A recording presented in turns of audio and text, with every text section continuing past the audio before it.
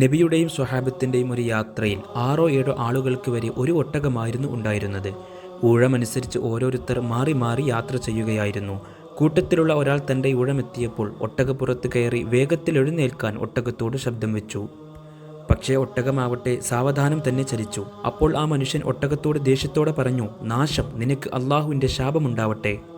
അത് കേട്ട് തിരുനബി സല്ലല്ലാഹു അലൈഹി വസല്ലം ചോദിച്ചു, സ്വന്തം ഒട്ടകത്തെ ശപിക്കുന്നതാരാണ്? അയാൾ പറഞ്ഞു, ഞാനാണ് നബിയെ.